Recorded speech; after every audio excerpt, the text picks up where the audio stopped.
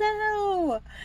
Today we're going to be talking about human design. Maybe some of you are already familiar with it. I had never heard of it until the story I'm about to share with you. But it's becoming a little more well known, like it's starting to gain a little traction. So, um, this was one of the things.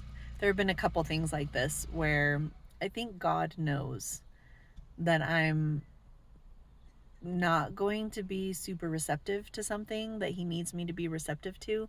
And so whenever something comes at me, comes into my awareness twice within a short period of time, I know that God is trying to get my attention. And that's what happened with human design. I was first introduced to it through a friend, a really good friend of mine. And I don't even remember like how it came up in conversation, but she was like, "Oh, have you heard of human design? I think you might like it." And so she looked up my chart because we all have our own human design chart and showed it to me. I guess I'll just show you my chart. Here you go. So this was my chart, and I looked at it and I was like, I don't know what I'm looking at here.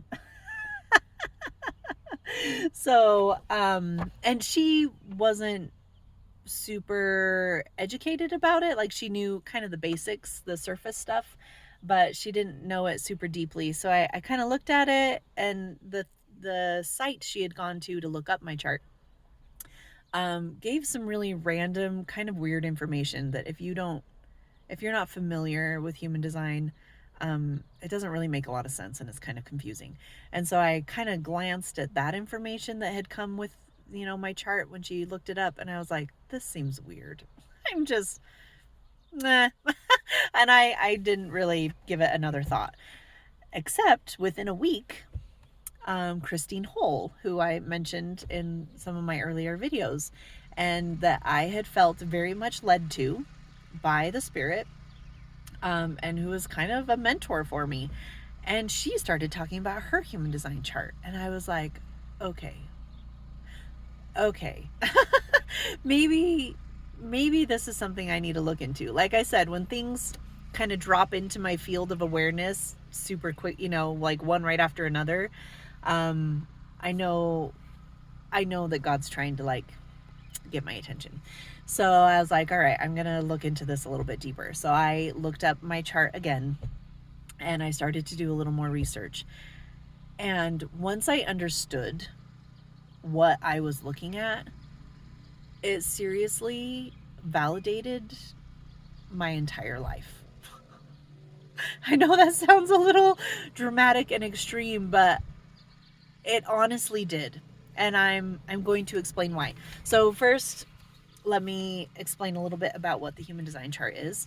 So it is a synthesis, like a combination of a few different energy systems from different cultures. So there's the Hindu chakra system. Some people are that's probably the one people are most familiar with. Like if you're into yoga and things like that, you've probably heard of the chakra system. The Chinese I Ching, which is the Chinese energy system. The Jewish Kabbalah, which is the Jewish energy system. I didn't even know the Jews had an energy system. So, surprise, they do, which is kind of cool. How did I not know that? Because Christianity is, built off of Judaism. So I'm not sure how, we missed this whole energy system they have. And then it also uses astrology. And astrology was probably the one I had the most hesitancy with. The only exposure I had to astrology was I'm a Gemini because I'm born the end of May.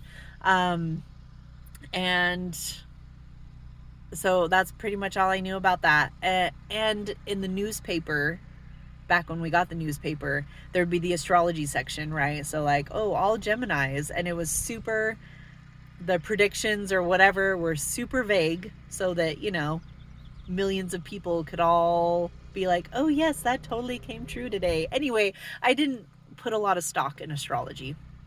So that was probably the piece that I was most hesitant with. But like I said, as I did more research into what my chart meant, what I was looking at, it resonated so deeply and seriously just made me cry. because there were some really deep wounds that I had that this chart explained.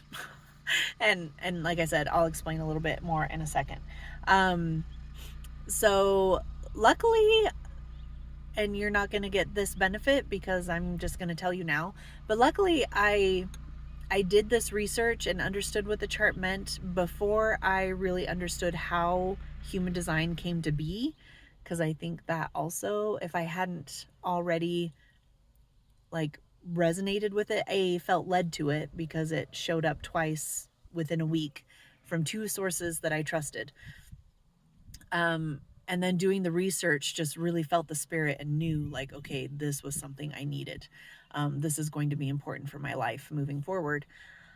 And then I learned kind of how it came to be. And somewhat similarly to A Course in Miracles, this system was revealed to somebody through revelation. His name is Ra Uru Hu. He has passed away now. But I can't remember what year. But he basically had a vision and had all of this revealed to him. So another kind of interesting, like, I don't know that I would have been open to that, 10 years ago. But because of this journey I've been on, and because I've been open to what more do I need to know about myself, and this explained something really, really important about myself that I thought I was just broken. So this was really huge for me. And so the fact that all of these different cultures have these different energy systems, and then this man receives this revelation on how all those energy systems actually work together, because they're all fairly different. I don't think that any person would have just on their own gone, ooh, we should just take all these different cultures' energy systems and like blend them together, because it's not like real obvious how they work together. So it kind of was only through revelation that someone would have seen how they kind of all do work in tandem. So anyway, so that was something that was really interesting to me, that all of these different energetic systems, I believe, are divine. And even though they're all different, they're all divine. And then they all come together to do this really amazing thing. So all the things on this chart, hopefully you can see that okay. So like this is a hanging gate, this like colored in like half a stripe. If it was connected, so down here you see there's both of them, so two gates make a channel between each center. So each of these bigger shapes are centers, and then each of these half a channels are gates, and then both of them together make a channel. So that is what makes up, and then there's profiles and there's more, but we're going to keep this super basic or we'll be here all day. So so that is the human design chart. So where it's colored in your own chart is where you have that energy consistently. So I have the root center and the emotional solar plexus. I have those two energies consistently. I'm broadcasting those energies all the time, and along with the energies of these gates. So this gate right here is the gate 16. And so each gate, each channel, each center, they all have an archetype. And so the gate 16 archetype, as an example, the gate 16 is called the gate of skills, or some people call it the gate of zest in quantum human design. And in its high expression, it is learning and developing skills, and then using those skills with enthusiasm, with excitement, like, yay, I'm really good at this thing. You think of like a musician or somebody, right? Like they've practiced, they've honed this skill, and then with joy, they come and they share it with other people. And there's like this enthusiasm and joy. It's one of the joy gates. So that's the high expression.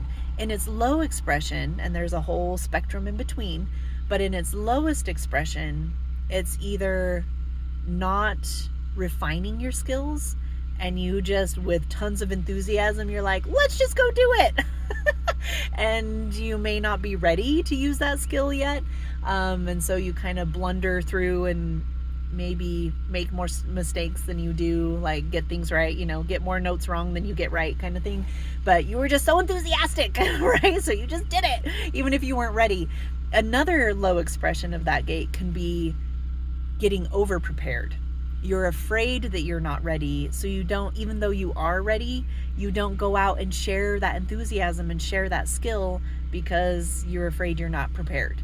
But really, you're way more prepared than anybody else would ever be. So those can be kind of the two low expressions. And then there's a whole spectrum in between, right? Of, hot, cold, and all the warm in between. Different ways that energy can show up. So every single gate, every single channel, every single center has some archetypal energy to it. And so the ones that you have colored in on your chart are energies that you have consistently. That they're kind of like part of your life learning path, and we all have a different one. So everyone's chart is going to look different and have different things colored in.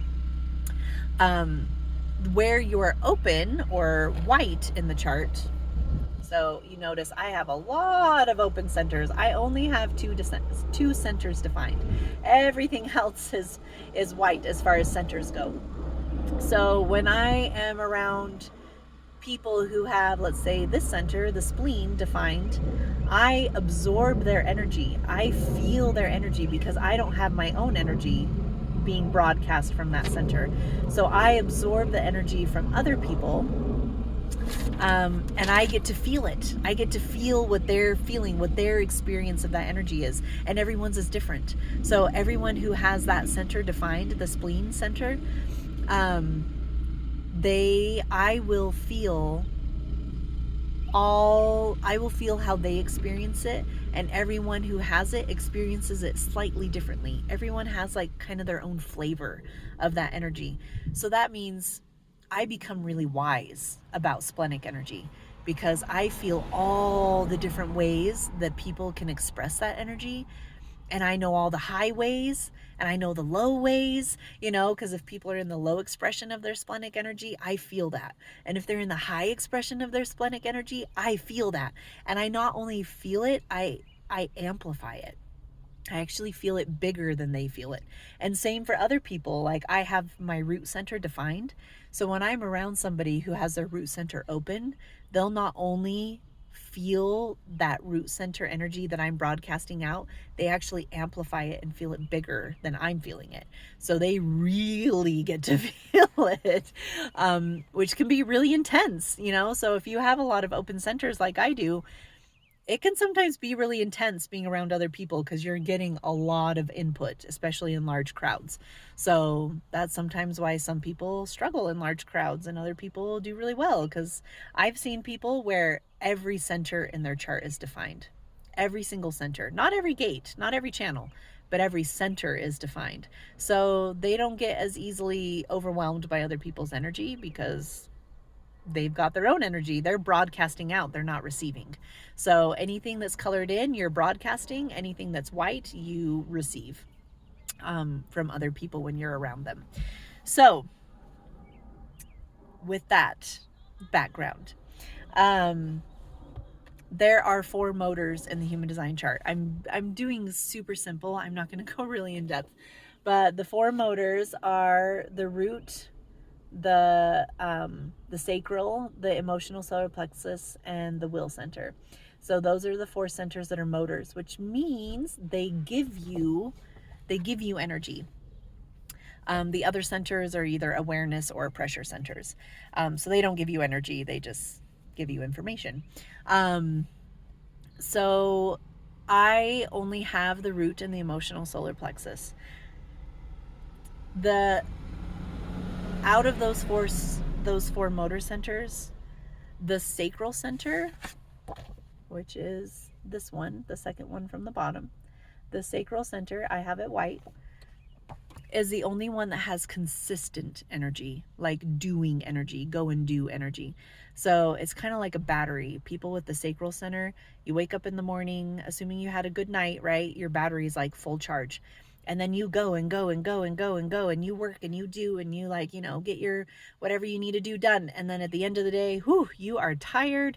Your battery is like, you're down at the bottom, and you go to bed and your battery recharges, and you wake up in the morning and you've got a full battery again, a full tank of gas, and you go go go go go go go go go. And then at night, like, you're pooped, and during the night you sleep and your battery recharges, and the next morning you've got a full battery again. So assuming that you're sleeping well and things like that, like taking care of certain things, you wake up every morning with a full battery ready to go. 70% of the population has the sacral center. They have that rechargeable battery that every night recharges, and in the morning they're good to go again. 30% of us do not have that battery, don't have that sacral center defined. So we don't have a full battery every morning when we wake up. For me, the two motors I do have, the root and the emotional solar plexus, they're very inconsistent. The root is either on or it's off. There's like no in between. And as I've kind of paid attention to it, my root center is only on for 3 or 4 hours at a time. And I only get it like once a week, maybe sometimes twice a week. Like, I haven't tracked it super closely yet, but it's not super often. It's not like a daily thing. It's once in a while I get my root center. And it could be different for different people. Other people may have their root turn on every day, but for me, that's not my experience. And the emotional solar plexus goes in waves. So you start to get more energy. You peak at a pretty high energy, and then you start to lose your energy, and then you like have a low where you have no energy, and then it starts to go up again. And so the emotional solar plexus has this wave-like pattern to it. And so it's not a consistent like, oh, I wake up with a full battery. That's not how that one works. It's some days I'm on the high of my wave. Some days I'm on the low of my wave. Some days I'm declining or increasing. Like, I never know. People with the emotional solar plexus can sometimes track their wave and kind of see what the pattern is, so they can predict when they're going to be high and when they're going to be low, but you can't control it. So you just have to hope that you have high energy when you need it. So why learning about my human design was so life-changing for me was because I always thought I was broken because I didn't have that rechargeable battery, but I didn't know that that's what it was. I just knew because society told me, like, you need a hustle. Your value depends on what you accomplish and what you get done.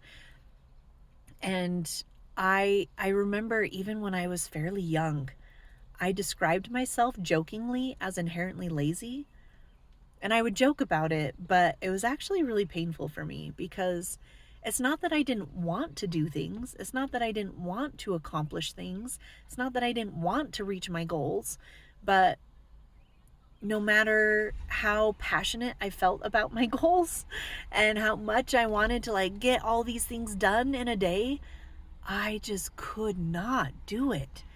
And I thought that I just lacked willpower, which technically I do because I don't have my will center defined. There's actually very few people who have will center energy. It's one of the more rare centers to have defined. And only people who have the will center technically have actual willpower. And so I just could not. I could not make myself do all the things. Like, sometimes just getting my kids fed was like the best I could do. Don't even talk to me about cleaning the house or, working my business or things like that. Like, I could not do it. I would have these boom and bust cycles where now I know, like, my root would be on and I would be high on my wave, and I would just be like, yes, I can do anything. And it would last for 3 days, and I could maybe struggle. I could push to make it last maybe a week, but that was hard.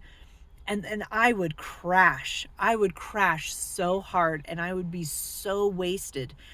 And I just didn't understand, like, what is wrong with me? Because there are people, especially in direct sales, right? In the Mary Kay world, where they just plug along like day in, day out. Like, here's my schedule, and I do it every single day.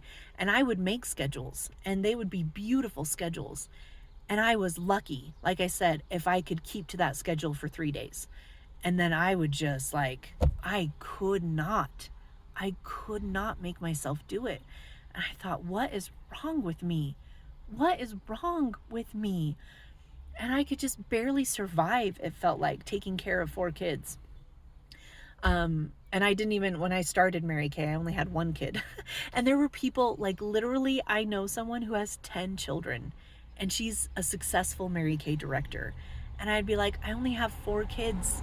And at the time, only 1 child, when I started, and I can barely function. I can barely keep her fed. What is happening? Why can't I do this? And there are people with like working full-time jobs and have kids and have a side hustle. And I just thought, like, my dreams were big. I was doing everything I could. I tried so hard.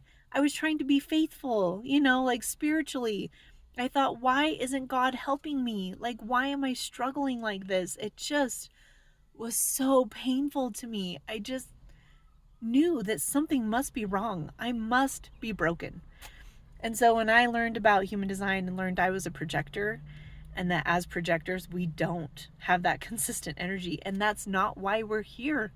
That's not why we're here. We have a different job. The people who have those sacral centers, those rechargeable battery motors defined, they are meant to do the work of the world, to take big ideas and inspiration and make it happen on the physical plane. Projectors are not meant to do that.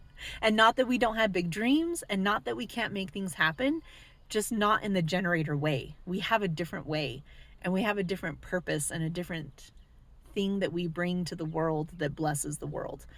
For us, we have a lot of wisdom around workforce energy. Because that sacral center is open, we absorb that energy from other people, the 70% of the rest of you, and we really understand the highs and the lows, the high expression and the low expression, how people optimize that workforce energy, and the people who are like really misusing their energy. We feel all of it, and we have this wisdom around how to work effectively. We can't work effectively, but we can guide other people in working effectively. The only problem is the world doesn't want to hear what we have to say because we're not walking the talk, right? Like, show us by example. In Mary Kay, they'd say the speed of the leader is the speed of the gang. So it's like nobody wanted to hear my ideas because I couldn't make them work, If I could make them work and be successful at it, then people would be like, ooh, you're successful. We want to hear your ideas. I mean, I still was given plenty of opportunities to teach in Mary Kay, and I loved it when I was given those opportunities. I love teaching. But there were so many ideas I had that I just kind of knew nobody would want to hear them unless I could show that it worked. But I couldn't show it because I could only work for like 3 days, and then I had to take a week and a half off, like it's hard to be successful in a business like that when you only work for 3 days out of a 2-week period. And I don't know, I still think there might be a way that I could, because I just love I love Mary Kay. I love the community. I love the everything. I would just love to be able to make it work in Mary Kay and show other projectors that it can work, but we'll see. That may not be my life path. We'll see. So anyway, it just brought me so much comfort and peace when I learned that I wasn't broken, and that this is just the way my energy is, and that there's a purpose to it. What's really beautiful about those times of low energy or no energy is that it's a time when I go inward, when I can't do a lot physically, but my spirit is doing a lot of work. I think about things deeply. I ponder things. I study. I do things that rejuvenate my soul.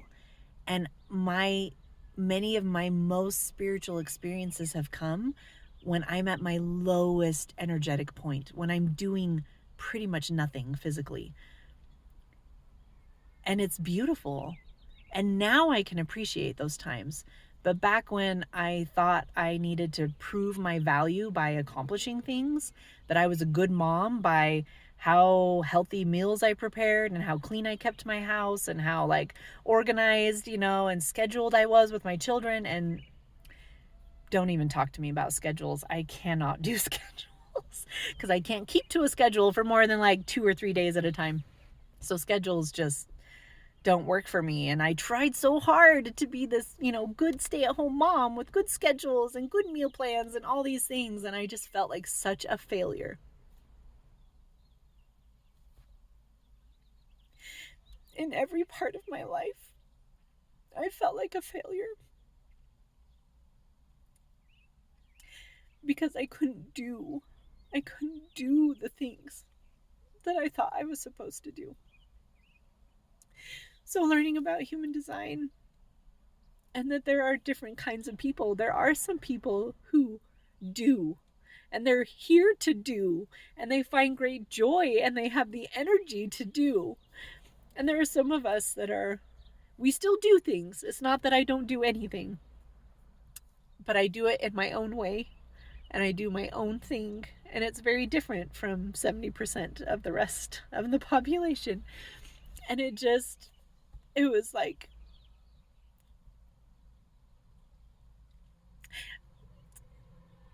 it just, like I can't even describe. To realize that I wasn't broken and I wasn't a failure, that I just needed to understand myself better and how to work with my energy and to actually do what I'm meant to do, not try and do what everybody else tells me I'm supposed to. Society has these expectations I'm supposed to do. And that my contribution in the world will be just as great as anybody else's in my way, in my unique way. And we all have our unique way. So that was huge for me. The one last thing I wanted to say, and I'm going to put in the description of this video, videos of Karen Curry Parker. I love learning human design from her. She has videos that describe each of the different types. So, and I'll also put a link where you can look up your chart so you can find out what type you are and then watch the video about the type that you are. And if you want to look up your kids or your spouse or your parents or siblings and kind of start to understand the people around you, there's something so beautiful about being understood, and having people say it's okay for you to be the way you are, even though you're really different from me, So anyway, but one thing I wanted to share is that as I've shared human design with friends and family, and we've looked up their charts because now I'm all excited about it and I just want to understand everybody. I'll explain about how I'm a projector and I have low energy. And I have so many people, like, I can't tell you how many of my friends are like, oh, I must be a projector too, because I just feel tired all the time. And then we look up their chart and they're not. They are one of the sacral types. They have a defined sacral center. So just because you have a defined sacral center doesn't mean you're never going to be tired, A. But also B, if you have a sacral center defined and you are chronically always tired, there's two things in my limited experience that usually means. One, you are overworking yourself. Just because you can do a lot of things doesn't mean you should be doing all the things that you're doing. You still need to be mindful about what you're spending your energy on, because you can deplete that battery way faster than it's supposed to be depleted. It should last you to the end of the day, and then you're tired and worn out and ready to sleep and recharge. But if you're like waking up tired and you are getting enough sleep, but you're waking up tired, or you're tired, mid-morning or in early afternoon, and you're just like wasted, you're either doing too much work, you're doing the wrong work, you're not doing the work you're supposed to be doing, because doing things that you hate is going to suck your battery way faster than if you're doing something you love. If you're doing work that you love, or work that you're meant to do, which is the same thing, you're going to love the work you're meant to do, then it actually almost keeps your battery charged because you love what you're doing. Or a lot of my friends who have a sacral center defined but are chronically tired are struggling with depression and anxiety. And nothing drains a battery faster than depression and anxiety. So, anyway, I think that kind of is a blanket enough statement. It covers a lot of different things. So keep those in mind. If you look up your chart and you have the sacral center defined and you're like, but wait, I'm always tired. There are ways for you sacral beings to exhaust yourselves. And those are the things that I have found. So anyway, there may be other things too that I just haven't come across yet. So anyway, I hope you enjoyed. I hope you'll look up your chart. I hope you'll share with me what you are. Those of you that have a way to contact me, because I just love knowing what people are so that I can make sure I honor you in the way that you are meant to be honored. You are, Karen Curry Parker always says, you are a once in a lifetime, a unique once in a lifetime cosmic event, because there's no one who's going to be quite like you.